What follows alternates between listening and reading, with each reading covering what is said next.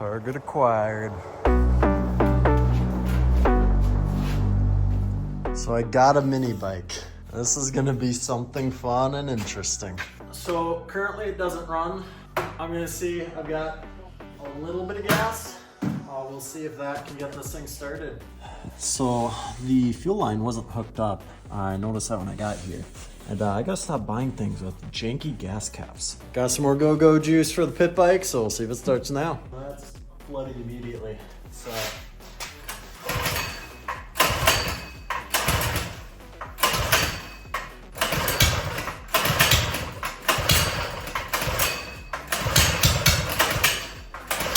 So we are pissing gas on the floor.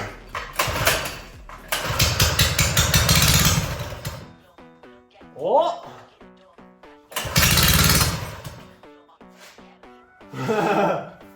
We're getting somewhere.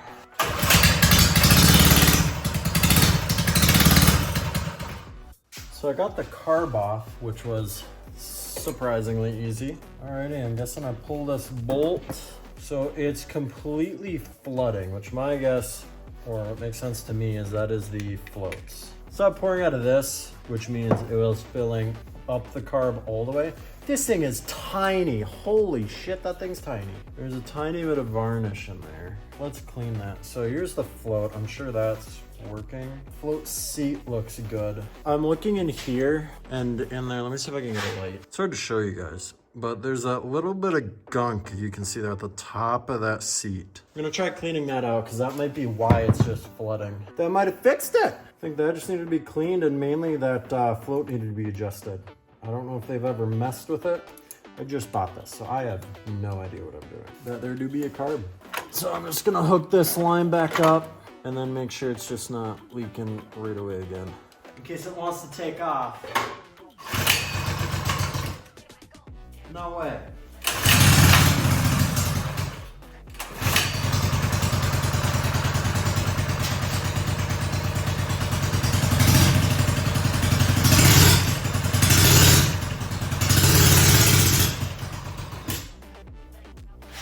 We are getting somewhere.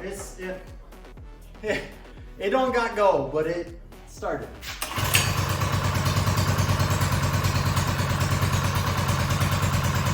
I'm gonna go show my buddy this.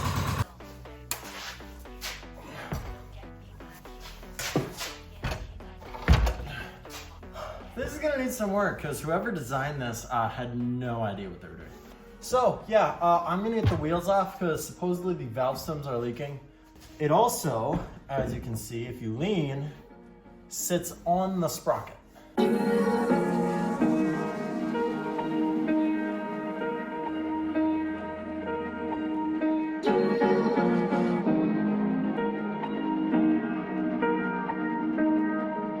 Also, when I run to town, I'm gonna get I'll see if I can find a fuel shut-off switch at like L&M or something.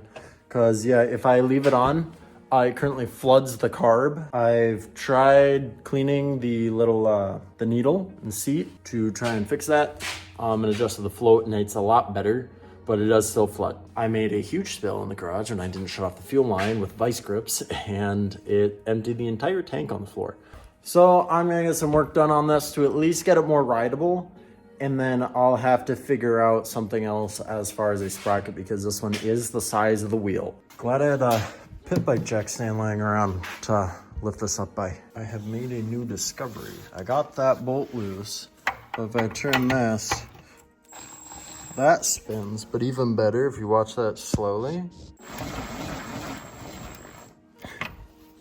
Let's hope that doesn't break with my fat ass on it. Well, there's one, so time to get the second one.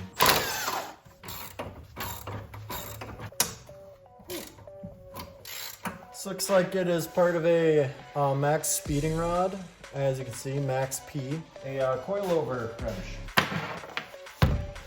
So yeah, as you can see in this amazing demonstration, as you can see when you turn right, you've got sidewall to lean on like a sport bike. Like you can go that far before the axle hits the ground. You're gonna hit pegs way before then. But this side, it can keep the bike upright just as level as the kickstand. So I'm gonna get rid of this because this is way too big. I will do some adjusting on this just so that I can actually ride the thing and not have issues. And I'll probably have to remount the tire backwards. First, I'm gonna see if I can actually get those loose. So yeah, originally what I was told from the guy is this bike had a 50cc or 49cc engine in it, hence the sprocket on that side, but he swapped it for a 100cc motor.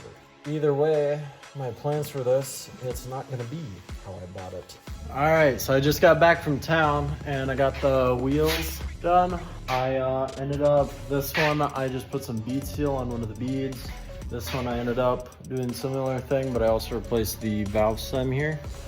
And then also while they're sandblasted some of the hardware, forgot to do some of the other hardware. That's fine though.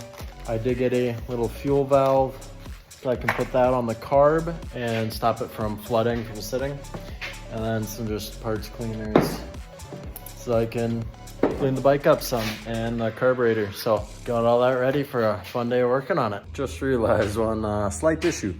Being this motor was swapped, not only is this sprocket like a way different ratio than that one, this one being like a third to half the size. So that's gonna need a lot more torque to actually get this thing going, which it doesn't have. But the other issue is if you look closely here, the chain doesn't actually sit in the groove because this sprocket is a different tooth gap than this chain. So that's not gonna work. So I'll have to figure something out. I think I'm just gonna pull this motor, take a look at it, and then if the motor seems good, I might use it for something else because it is in there like backwards.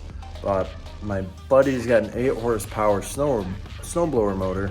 I might see about swapping that in here. So last night I went to my buddy's and pulled out this, I don't know how many horsepower snowblower motor. So this is now gonna be the new heart of the pit bike instead of this little thing. As you can see there, definitely a size comparison.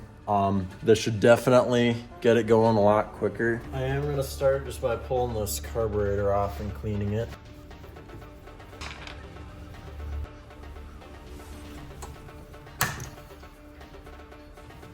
There we got ourselves a carburetor.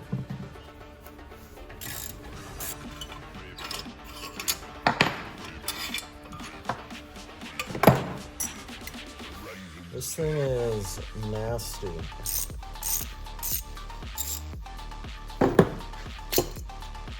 Yeah, so good thing I took it apart. Look at all that crud in the bottom. We gotta like look at all that. Good thing I never tried starting it with fuel.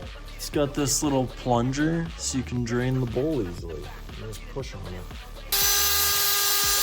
Look how well that cleans up, like that to that. This bolt is the jet? See the little hole in there? And then the hole in there. That's almost like a jet.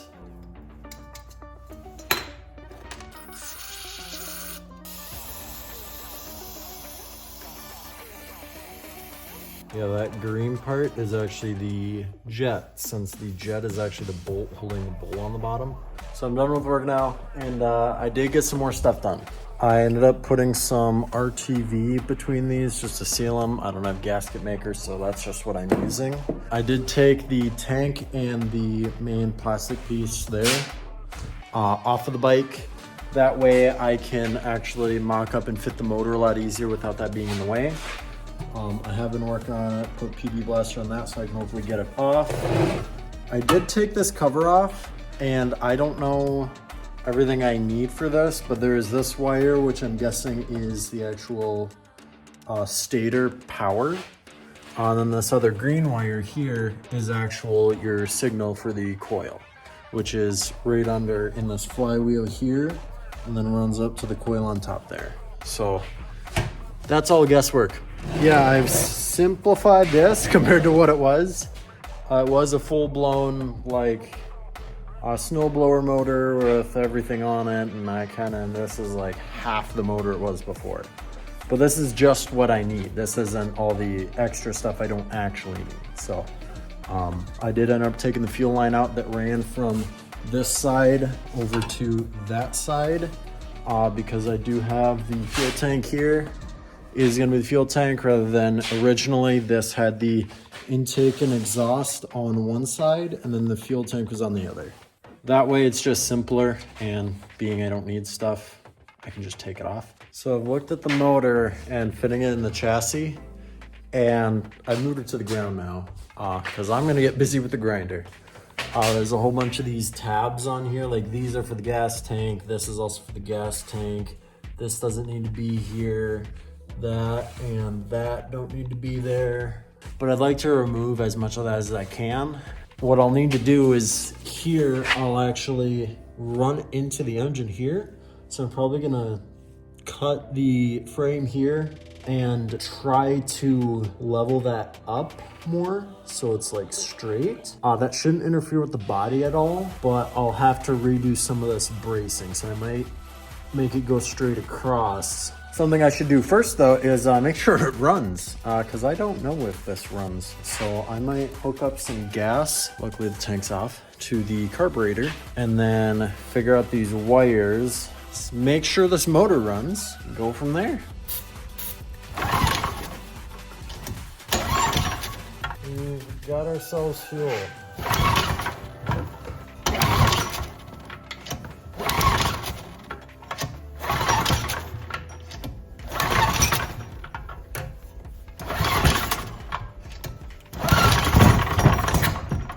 What?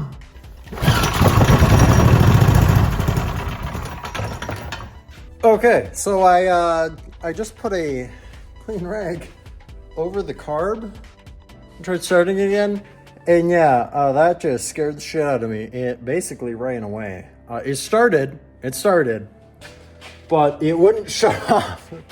I'll do it one more time for you guys. And yeah, pulling the spark, it didn't do anything. I'll start it again for you guys so that you can see what just happened.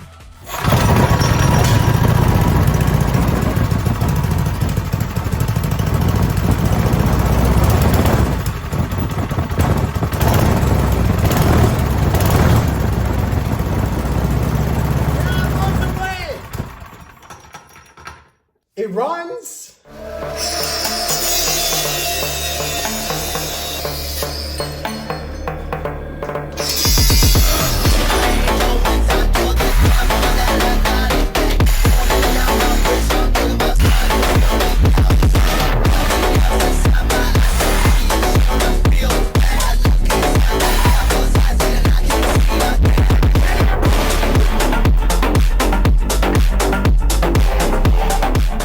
Now fits in the bike after tack welding some spots, and that is what clearance we got. You can slide the engine in and out without removing the spark plug. You do have to disconnect it, but that's a lot easier than constantly screwing and unscrewing that. So I can just leave that disconnected and out of the way, and the motor just slides in and out. And then these mounts I'll probably swap so that still gives it the bike aesthetic. Otherwise this just kind of looks like every other pit bike. That's kind of lame. And I wanted this one because it looked more like a sport bike. So yeah, the gas tank and that will probably sit higher, but that's fine. If anything, that's better because that'll make the handlebars feel lower, more like an actual sport bike, but we'll see. My whole goal with this is just to have basically a mini version of my bike. All right, so after some work, I did get the tank and cover on. I also spilled some gas, but that's fine. I just need new fuel lines for the bottom of the fuel system, basically after the fuel valve. Because yeah, I got the switch right here, which works pretty good. And then this line here was an old line from this motor. But right there it's leaking because that's kind of a sharp bend and the old line doesn't do it well. This newer line does just fine. I will need an air restriction so that it'll run. And the throttle, might have to do something wonky on that, but we'll figure that out. But yeah, I got the cover on and the tank is in there and mounted. I ended up welding this bracket here on to support the front of it, and it all fits well. This is how she's looking right now, and it is a little bit tilted like back, but honestly, the fact that it still has that fairing on and it looks cool, I'm fine with that. I might adjust it to try and tilt it up more by adjusting that seat, but I'm happy with how it looks right now. So I'm just gonna end the video right here with the pit bike project. I do have the motor in there. I plan to put this fairing on, but I do have the parts to continue working on it. But if you can't tell, slightly distracted insulating the garage, because right here in this corner where my buddy's car used to be in all his projects, I'm putting a Roland VG2 printer to get started on my vinyl business. So that will take up this second stall here next to my project car. But yeah, I'm a bit busy with that. I'm picking up the printer in just a few days now, so I'm trying to get this thing insulated so I can get a gas heater in here in the next few days so it'll keep it warm, because that thing needs to be at least 68 degrees or warmer. So that's what I'm working on right now. And what's nice is the side effect of that is no more freezing in the garage. So I hope you guys enjoyed the video. Sorry I didn't get it finished yet. That will be one of the next few videos, is me finishing it, because it's only a few things. And at some point I would like to, if this makes enough power tuned up, I'd like to drag race it against my CBR. I hope you guys enjoyed the video, and I'll see you in the next one. Don't forget to like and subscribe. Peace out.